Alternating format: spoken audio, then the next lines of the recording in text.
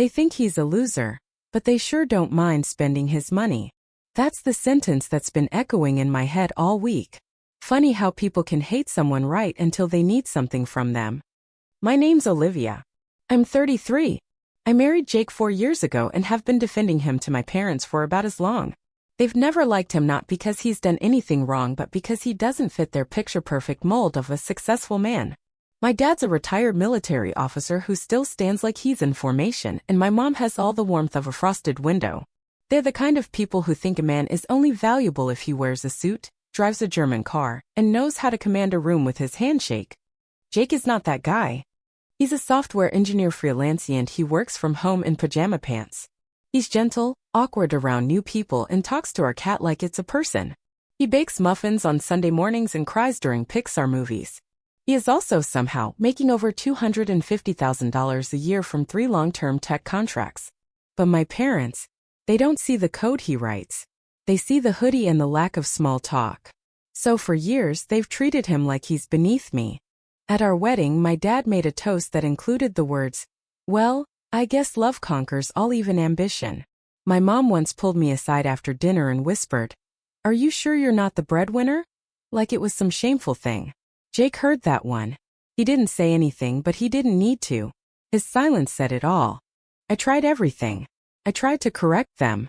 I tried to limit contact. I even blew up once, screaming at my dad after he joked that Jake was just playing video games for a living. But they always fell back on their favorite excuse. We're just teasing. It's family humor. Sure. The kind of humor that leaves bruises you can't see. But I swallowed it. Again and again. Because they're my parents. Because I kept hoping they'd eventually see who Jake really is. Then last month they called and invited us to brunch. Which was weird. They never initiate get-togethers unless it's a holiday or someone died. I should have known something was up, but I was naive. I thought maybe they were finally trying to make an effort. We met at this overpriced cafe downtown, the kind where the menus don't have prices and the coffee costs more than your car payment. They showed up dressed like they were boarding a yacht. My dad even wore his old service medals. For brunch, Jake was in his usual dark jeans and a gray sweater. He held my chair out. He made polite conversation. My mom wrinkled her nose when he asked the waiter if they had almond milk. Then came the bomb. "So," my mom said, stirring her mimosa, "your father and I are going to Florence next month." "Wow," I said, genuinely surprised. "That's amazing. What brought that on?" "We've been planning it for years. It's a big anniversary trip." She smiled like a cat stretching in the sun. "But things got a bit expensive with the hotel and flights. And well, we were thinking Jake might want to cover it." I blinked. "What?" She leaned forward. "Jake's doing so well, right? We heard you two just paid off your house. It would be such a lovely gesture. A way to show there's no hard feelings, maybe? And your dad did serve this country for 28 years. Jake looked at me. I could feel the blood drain from my face. Dad chimed in. "I mean, Olivia, it's not like he's spending it on ties." They both laughed. I didn't. Jake didn't. I managed to murmur something like, "We'll talk about it," and got us out of there as soon as possible. Jake was quiet the entire ride home. That night he cooked dinner, but I could tell he wasn't fully there. He kept chopping the carrots too small. When I finally asked if he was okay, he said, "I thought it didn't bother me anymore. But it does. Not because they don't like me, but because they think I owe them something. For loving you." He didn't yell. Jake doesn't yell. But his words felt louder than any scream. And honestly, I was furious. Not at him. At them. At the gall. At the entitlement. At the idea that they could belittle him for 4 years and then treat his success like their safety net. So I called my mom the next day. I told her no. Actually, I told her hell no. She didn't take it well. She said I was being dramatic, that we owed them for everything they gave me growing up, that Jake's success is just good luck anyway. I hung up before I said something I couldn't take back. A week later, my cousin Julia called. Now this is where things take a weird turn. Julia and I were never that close growing up. She's my mom's niece, always in the background at family events with too much eyeliner and a new MLM scheme every time we talked. But this time, she sounded weirdly sincere. She said, "Hey, I don't know what's going on, but your mom's been going around saying Jake's some kind of crypto scammer, and that's how he makes his money." My stomach dropped. She said you're both keeping it hush-hush because you're embarrassed, and that's why you lashed out when she asked for help with the trip. I was stunned. Julia continued. Look, I don't know if it's true. I don't really care. But it's not sitting right with me. You deserve to know what she's saying. I thanked her and ended the call. Then I sat on the floor and cried. Because this wasn't just about money. It never was. It was about respect. About love. About the fact that my parents would rather slander my husband than admit they've been cruel. Jake didn't even want me to confront them again. They won't change, he said. Why give them more fuel? But I had to. So I did something bold. I called a family dinner. At our house. And I invited them. And Julia. And my brother Ben, who lives in Denver and flies in once a year. Ben, who always plays Switzerland. Who never gets involved. But who has always liked Jake. Even if he doesn't say much. They all came. Julia wore leopard print. My mom brought wine she wouldn't let us open. My dad was already annoyed about taking his shoes off. We served pasta. Jake cooked. Halfway through dinner I stood up. My hands were shaking. But I looked right at my mom and said, I know what you've been saying about Jake. She blinked. Played dumb. So I turned to Julia. Want to tell them? Julia didn't even hesitate. You said Jake's money came from crypto scams. That he's lying about his work. That Olivia's covering for him. The table went silent. My dad looked at my mom. My mom looked like she swallowed a lemon. Then Ben, quiet, neutral Ben, spoke. That's disgusting. That's all he said. But it was the first time I'd ever seen my mom speechless. My mother tried to recover. She let out this brittle, awkward laugh that bounced around the dining room like a fly stuck in a bottle. Oh, come on, she said, waving her hand. I was clearly joking. Julia must have misunderstood. No, you weren't, Julia interrupted. You were dead serious. You called me twice. Once after brunch, once again 2 days later. You were bitter because Jake wouldn't fund your Italian dream trip. My dad muttered under his breath, this is turning into a circus, but even he looked a little pale. Maybe he hadn't known she'd gone that far. Jake sat still, hands folded neatly in his lap, but I could see the storm behind his eyes. His jaw was tight, and I knew if I didn't handle this now, we'd both be walking away from this family forever. Maybe we still would. I stood. I didn't need to yell. The truth was heavier than volume. You have never respected my husband. Not once. And I have spent the last 4 years trying to convince him and myself that one day you might see him for who he really is. But instead, you've doubled down. You call him names. You mock his work. And now you're spreading lies because he wouldn't pay for your vacation. I paused, voice trembling. He has never asked you for anything. He's loved me through all of this. And you know what? I'm done making excuses for you. My mom looked stunned. My dad was staring at his plate like the spaghetti had answers. Then Ben, stoic, polite, always the middle child, Ben said something that floored me. I think you owe them an apology. Both of them. Dead silence. My mom's lips parted. Then. No, he said firmly. You've always judged Jake. I don't know why. You didn't even try to get to know him. You just decided he wasn't good enough because he doesn't fit your mold. But guess what? You also mocked me for dating a massage therapist. And now I'm marrying her. You act like everyone's beneath you unless they wear a tie or have a corner office. Ben rarely spoke up in family drama. But when he did, it was like thunder. And you've never asked me to pay for anything. But you think it's okay to beg the guy you've spent 4 years insulting? You think that's normal? My dad tried to speak. It was just a manipulation, Jake said softly. Let's call it what it is. Everyone turned to him. His voice was calm, measured, but every syllable was razor sharp. I would have paid for your trip. Gladly. If you'd ever treated Olivia with respect. Or me. But instead, you made it clear from the start that I was a joke to you. A tool. An accessory to your daughter's life that you didn't approve of. You never asked me questions about my work. You never invited me in. You judged. Constantly. He looked up, eyes like steel. And you don't get to insult someone for years and then turn around with your hand out. That's not family. That's exploitation. I saw my mother's lip twitch.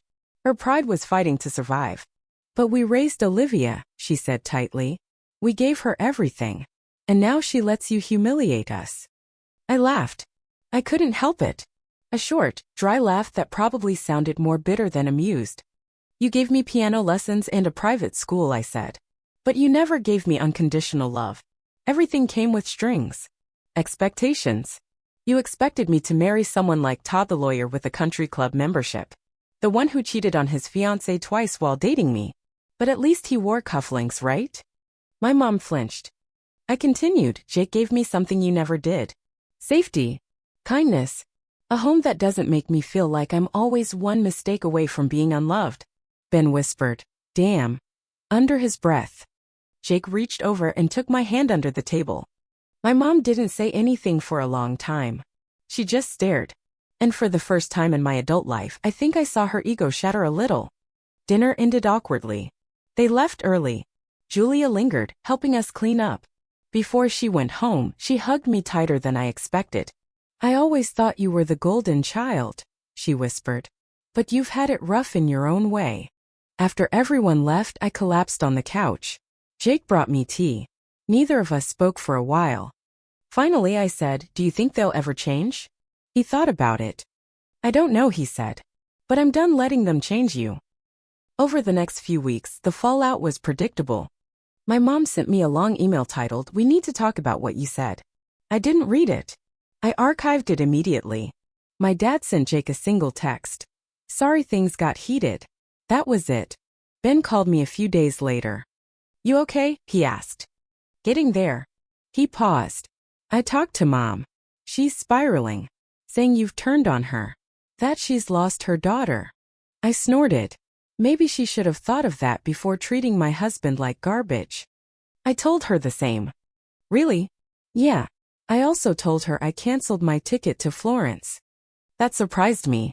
Why? Because if she wants luxury vacations, she can pay for them herself. Or maybe Todd will take her. We both laughed. It wasn't a clean break. Nothing ever is with family.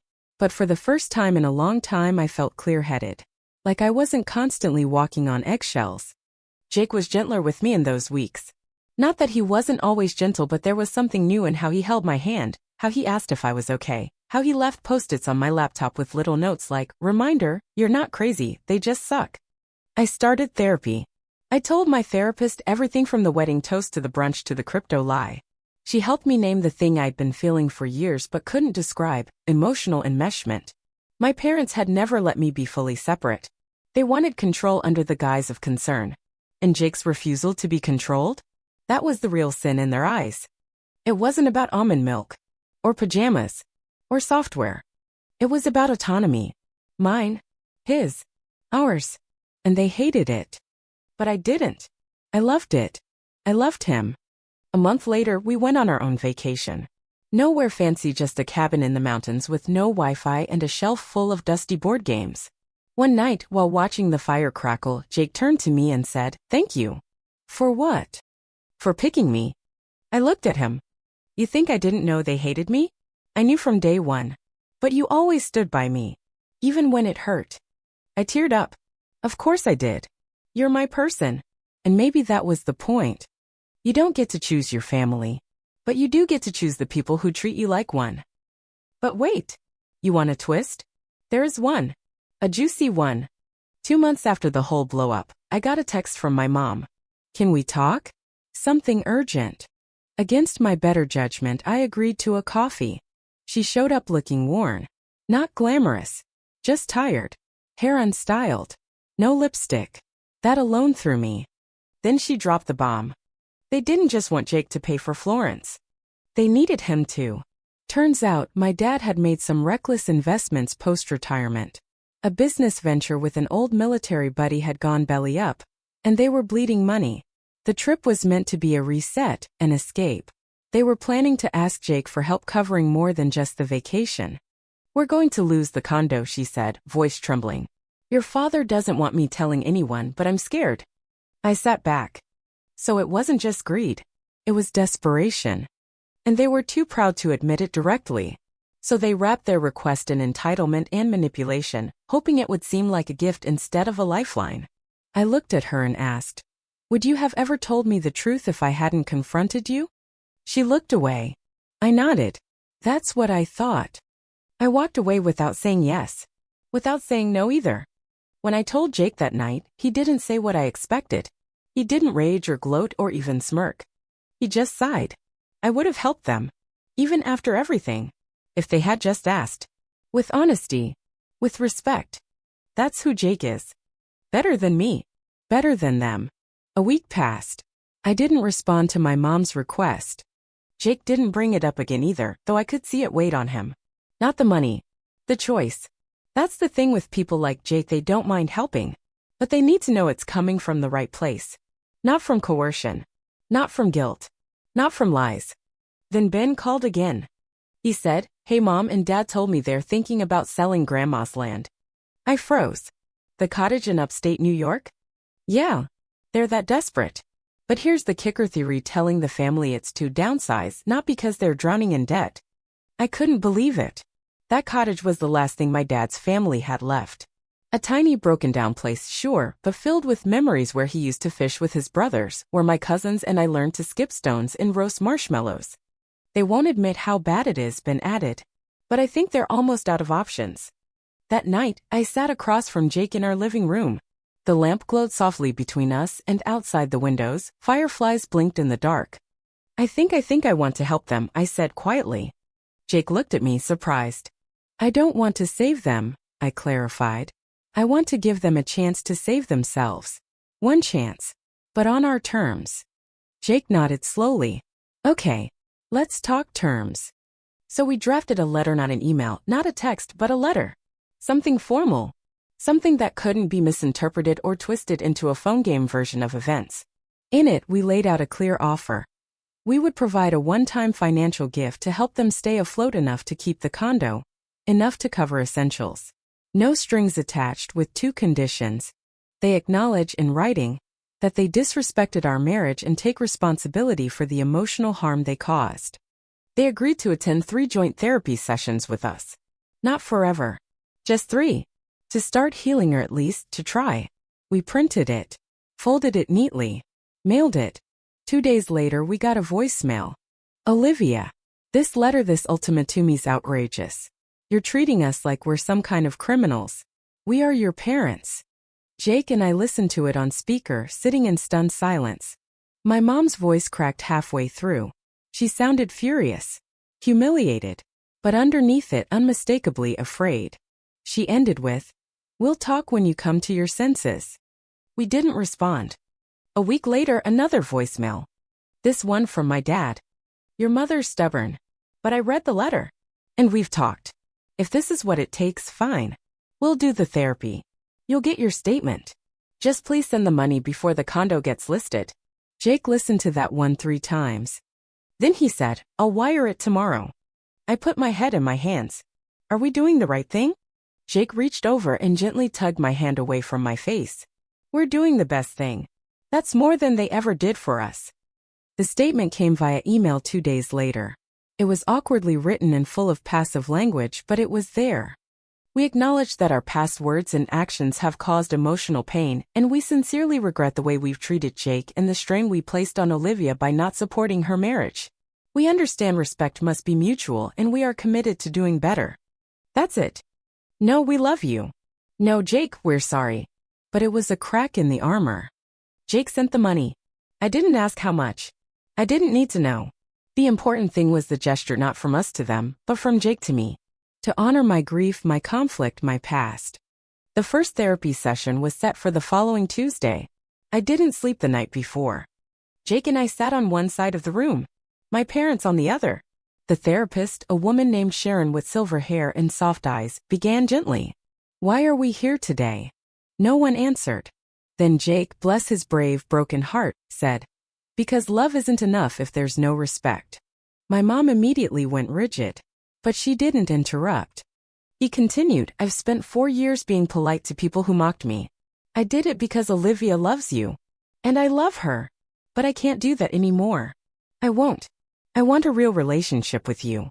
But that starts with honesty." My dad cleared his throat. We didn't realize how much damage we were doing. I looked at him stunned. The man who once said Jake was too soft to be a provider was now using the word damage? My mom still wouldn't look at us. Sharon prompted, "Mrs. Fields, what are you feeling right now?" She exhaled sharply. Like a villain. Her voice cracked. I hadn't heard her cry since I was 9. Then she said the words I never thought I'd hear. I was afraid of losing my daughter. So I tried to control her life instead of trusting her choices. And that turned into resentment. And cruelty. I see that now. My hands shook. Sharon nodded. That's a brave admission. Jake stayed quiet. He always does when emotions flood the room. He lets them rise, crest, then settle. It's his gift. I spoke next. I wanted you to love him like I do. But I realize now that's not fair. I should have just asked you to treat him like a person. No one spoke for a long time after that. But something cracked open. We did all 3 sessions. By the 3rd one, my dad and Jake were actually having a conversation about web security. My mom asked me about my work without interrupting halfway through. Were we healed? Not even close. But we were human again.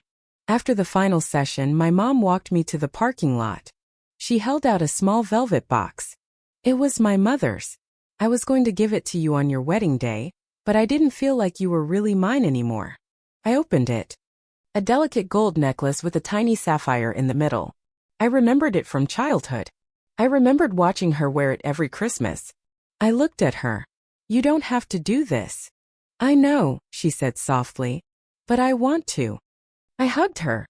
Not like a daughter hugging her mom, but like 2 women starting over. 3 months passed. One morning I woke to a smell I hadn't expected: lemon, garlic, and olive oil. I walked downstairs and found Jake cooking in the kitchen. Why does it smell like Florence in here? He smiled. Because I booked it. I blinked. What? The trip. For us. Just us. I couldn't speak. He added, I figured we earned it. After all, we paid for the last one. I burst out laughing. Then crying. Then both at once. Jake wrapped me in his arms and I finally said a thing I'd been waiting to say since the moment I met him. You are the best decision I ever made. He kissed my forehead. I know. We went. We walked along the Arno River and kissed on the Ponte Vecchio and ate more gelato than is medically advisable. And one night, sitting on a rooftop bar overlooking all of Florence, Jake turned to me and said, Would you do it again? All of it. The fights. The pain. The therapy. Your parents. I looked at him. And I said yes. Because it brought me here. To this. To you. He smiled. Then let's never go back. And we didn't. Life after Florence wasn't some magical fairy tale transformation. It was better real. There were still awkward silences on phone calls with my mom. My dad still made passive-aggressive comments about Jake's unstructured work life. And I still found myself clenching my jaw whenever they tried to casually insert themselves into our plans. But something had shifted. We had shifted. We were no longer seeking their approval. We were holding boundaries. Together. Jake once said something to me a few weeks after we got back. Your parents aren't the villains. They're just people who never learned how to love without control. And he was right. I didn't need to make them heroes. I just needed them to stop being the main characters in our story. Then, 5 months after everything, we got some unexpected news. I was pregnant. Jake cried. I laughed. Then I cried too. We'd been casually trying, never putting too much pressure on it. We told ourselves we'd be ready when the time was right, and apparently the universe agreed. We waited until the 2nd trimester to tell anyone. When we did, my mom was quiet. Not dramatic. Not hysterical. Just still. She asked softly, Can I be there when the baby comes? It was a moment that should have felt beautiful. But instead it felt like the edge of a cliff. I said, We'll see. Jake squeezed my hand under the table. Later that night, when I told him how conflicted I felt, he just said, The baby doesn't need them. You don't need them. But if you want them there, that's your choice. And whatever you choose, I'll back it. And that's when I finally understood something I wish I had known years ago. Loyalty isn't about blind obedience. It's about showing up when it costs something. During the pregnancy, my mom started texting more. At first it was questions. How are you feeling today? Or, do you have a name picked out yet? But eventually they became offers. Can I help set up the nursery? Would you like some old baby clothes from when you were little? I found a rocking chair at an antique market and thought of you. Some days I replied. Some days I didn't. But one Saturday she showed up at our house with that rocking chair in the back of her SUV. Jake opened the door. They stood there for a second just blinking at each other. Then my mom said, "I won't stay long. Just wanted to drop this off. You don't have to use it if you don't want." Jake nodded. "Thank you." She hesitated, then added, "It's not from guilt. It's from hope." That night, he and I assembled it together. He sat in it, gently rocking, and said, "Think the baby will like it?" I curled up beside him, resting my hand on my growing belly. "Yeah, I think they'll love it." The birth was long. 30 hours. Epidural. Nausea. Cursing. Tears. Everything in between. Jake was a rock.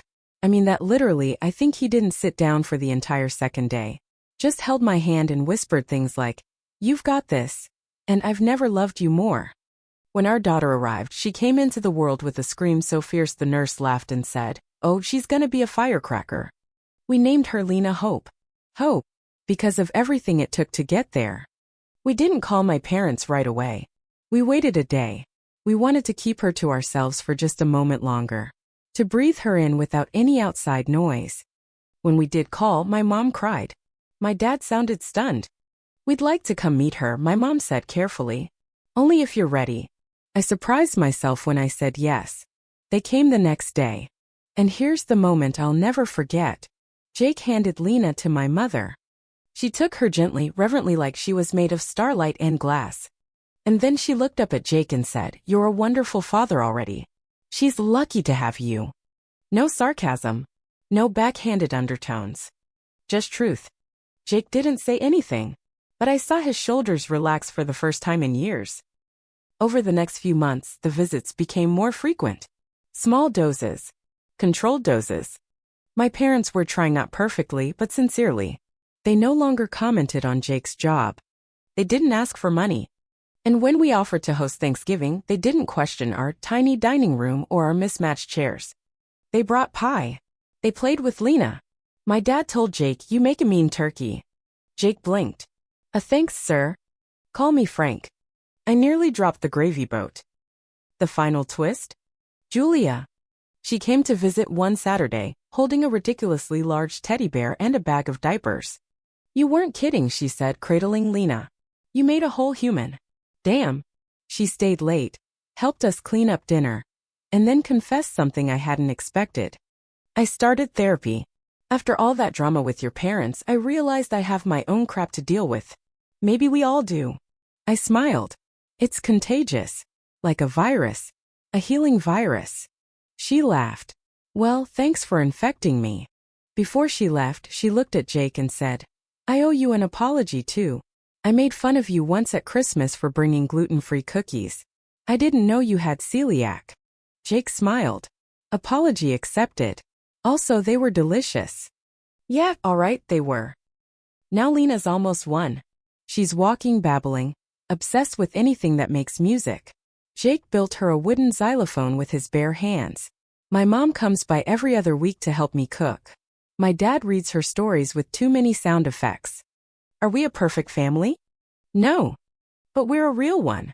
And if you had told me 2 years ago that my husband, the man my parents called a disgrace in sweatpants, would become the anchor of this family, I would have laughed in your face.